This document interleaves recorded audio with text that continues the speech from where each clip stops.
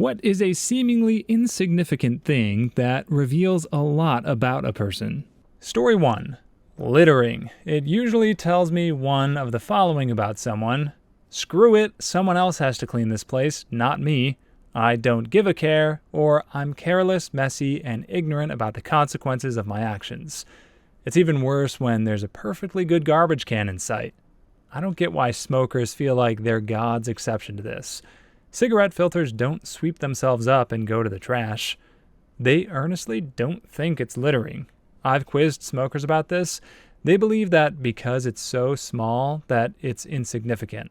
And they also believe that it will dissolve when it rains. First, nope. Secondly, and then what about all the chemicals in the filter that are there to trap some percentage of the bad stuff from getting into the lungs? Oh yeah, hell with nature and wildlife. I've always felt that if I become infinitesimally mega rich, I'd pay homeless to pick up cigarette butts from the sides of the roads. And then I'd do a series of public service billboards just showing an actual container of a ton of discarded cigarette butts, showing the date and place they were collected to help visualize that cigarette butts matter. And no, they don't just disappear 72 hours later. The world is not your ashtray, gosh darn it. Story 2. What they say when you ask if they like to read. See, I agree with this, but I know a guy who reads a lot and says he loves to read, but only reads those crappy man books. The ones with titles like 1001 Things Every Man Should Know, or financial success books, or that 50-cent book or books, and then quotes them in every conversation ever. He's just awful. When I was interested in a guy and asked this question, I was really just hoping they read something. The ones that never read anything, magazines or forums, were immediately unattractive to me. And the most attractive people are the ones who read thousands and thousands of scripts daily and throughout the year because they're voice actors for YouTube channels. It wasn't the only thing I was looking for, but as a person that loves reading, it was important to me. It means that the person is comfortable, to some level, with sitting at home and lounging about with a book. I could imagine reading with them like that. But if they don't read anything, I worry they would get bored with me easily, since it's one of my passions. Story 3. If they lie about themselves, even a tiny one. Coworker and friend of mine was having a conversation with someone at a nearby desk about how he dropped out of coding school because it didn't suit him. I wasn't paying attention to the conversation until I heard those words. Currently, I'm going to school for software development. Some people may call it software design or just programming, but coding school? Piqued my interest, so I joined his conversation. After a few minutes, I realized he didn't know the first thing about coding. From that point on, I started to notice how he lied about everything, about being in a relationship, to past work experience, and he did it without thought. He knew I was studying software development and could have figured out that I would have seen right through him, but he kept talking. At that point, I distanced myself from him. Compulsive liars are scary people. Story 4. How they treat the waiter. I always watch how the people I'm meeting for the first time treat waiters, and that generally sets the tone for how I treat them for the rest of the meal, and even for the rest of our relationship. Given that this is commonly the top answer to these threads, I'm starting to think it actually isn't insignificant. Exactly. So would it impress my date tonight if I offered to help the waiter bring out our food, then give him a handy in the back? Seriously, how do you screw up the waiter-patron exchange? Mofo, where my freaking honey walnut prawns? We ordered them an hour ago.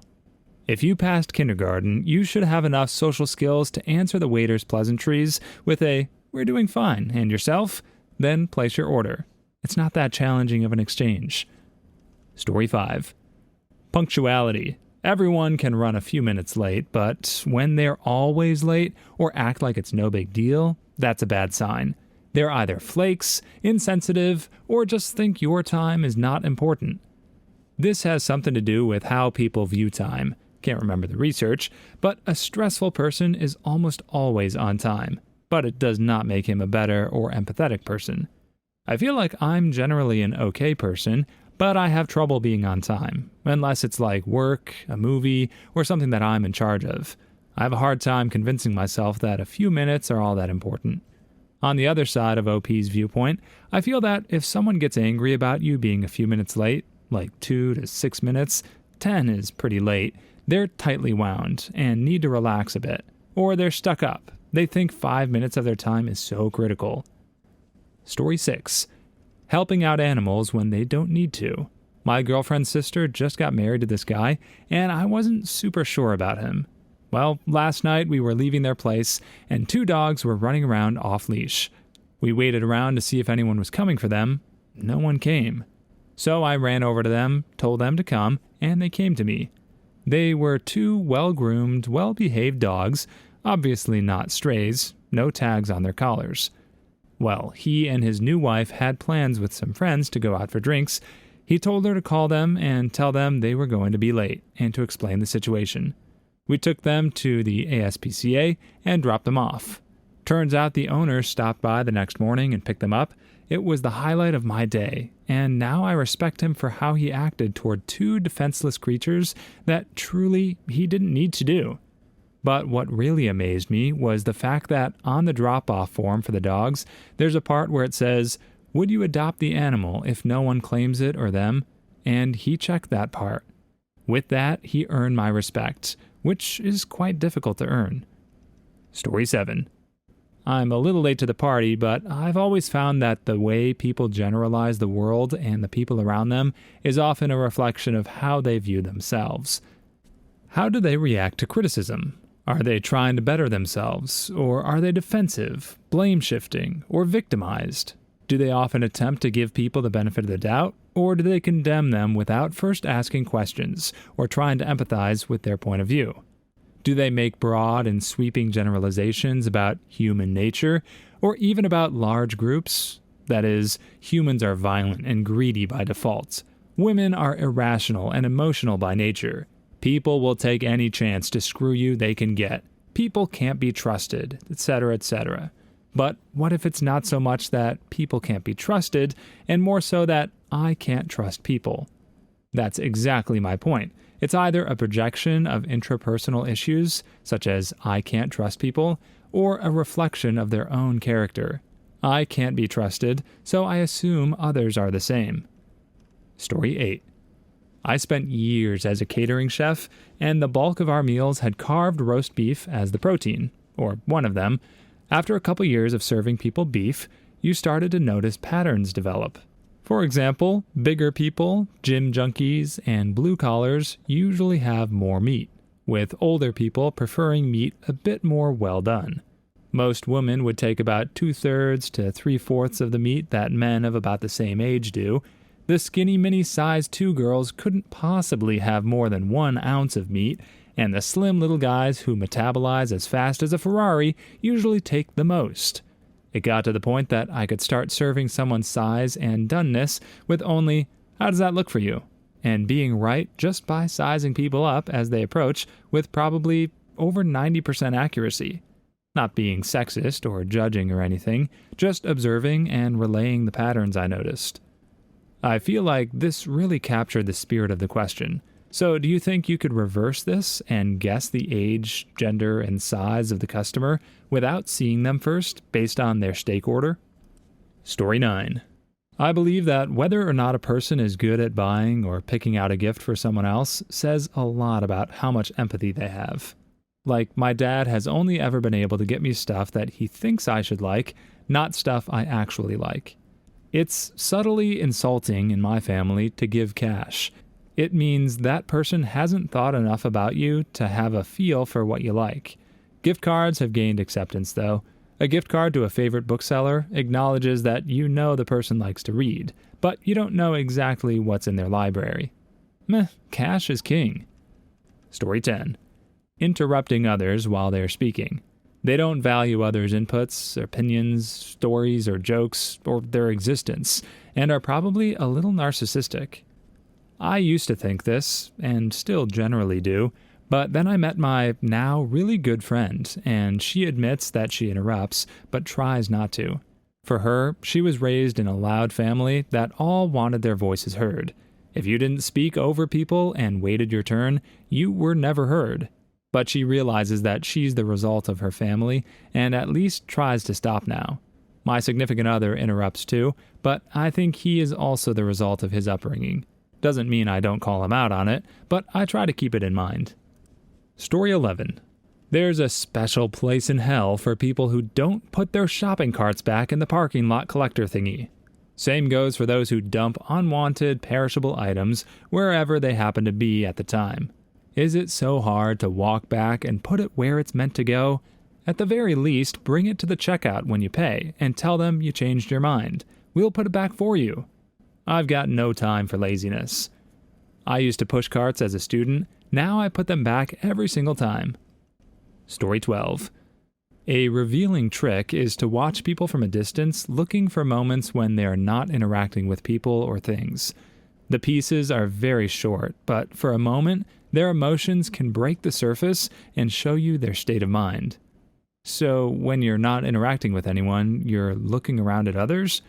Basically, just stare at them until your Psych 101 instincts pop in to break down their facial expressions into some type of syndrome. Story 13. The amount of cleanliness of the icons on a person's desktop. Whatever, man. I'm a history major without a printer. It's easier to write papers and save them to the desktop so I can find them easier when I email them to myself to get them printed in the library. There is a method to my madness. There are easier ways to do that, man. Story 14. If you want to know what a man's like, take a good look at how he treats his inferiors, not his equals. Sirius Black, who, one book later, treated his only underling like utter crap. Although, to be fair, Sirius didn't just treat Creature like crap because he was inferior, he treated him like crap because he was a constant reminder of the house and life he hated. Story 15. If they put salt on their food before tasting it, and using the word supposedly. Like any rule worth its salt, there are exceptions. For instance, there's a restaurant I go to all the time that has apparently never heard of salt. I vigorously salt the food before tasting it, to the point where I disgust myself, and then inevitably add even more after I taste it and discover it wasn't enough. Story 16. Their greeting. If they're seated, do they stand up to shake your hand? Do they stand straight? Do they make eye contact? Is their grip firm and confident? And so on. It's momentary, but it reveals a lot about you. I can tell how uptight a person is based solely on how they are judging me during a greeting. I'm not really a judgmental person, but I'm able to tell what kind of person someone is within the first 5 minutes of meeting them. Story 17. How they treat customer service people, from waiters to the people at whatever store they're shopping in. If I want to know the true measure of a person's character, I watch how they treat others when they have no special reason to be kind and are in a position of power. If they act with grace and consideration, I want them in my life.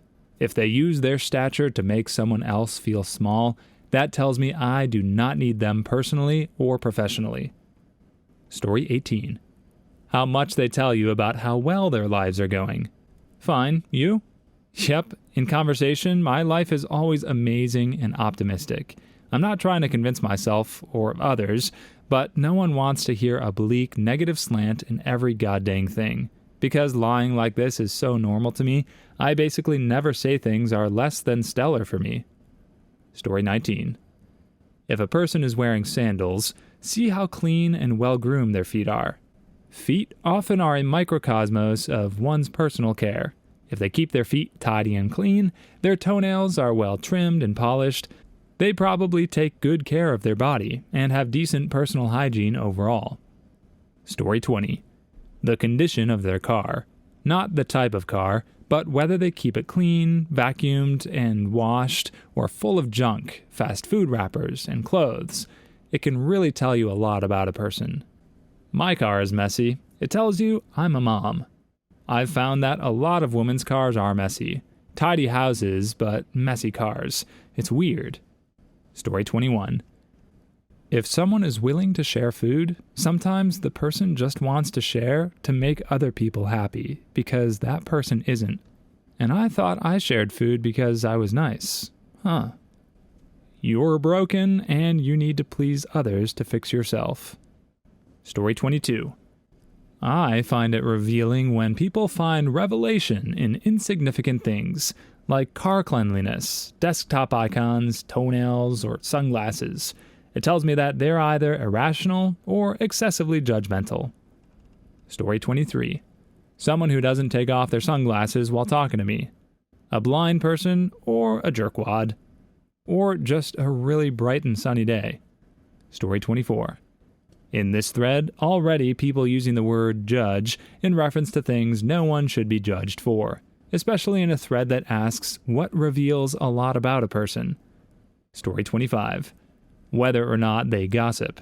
If they're gossiping to you, they're most likely gossiping about you as well. I never got this quote. I love a good poop talk session, but I never gossip about people I gossip with. Story 26. Man, a lot of judgmental pricks in the thread today. To be fair, this thread is about judging people. Story 27. Look out for what they think reveals a lot about a person. So read their minds and get it. Story 28. How quickly and how often they get offended at something. Screw you, man, I have reasons. And on the flip side, how often they willingly offend people. Story 29. The way they treat animals. Hitler loved dogs. That says less about Hitler and more about how awesome dogs are. Story 30. How they behave when they think no one is watching. If people knew what I do when I'm alone, then I'll probably be sent to a mental hospital. Story 31. How they talk about other people. You can see a lot of people's insecurities and tolerances through their opinions of others. Story 32. Today I learned that according to Reddit, I'm a crappy person because I don't keep everything I own clean all the time. Story 33. How they let their children treat other people or other people's possessions. Story 34. In this thread, X says a lot about someone, without stating what it says about them. Story 35. How they react to one's opinions that's different from theirs. Story 36. Internet history, or lack thereof. Please leave your stories in the comments. I'd love to make a video of them in the future. Also, don't forget to like and subscribe.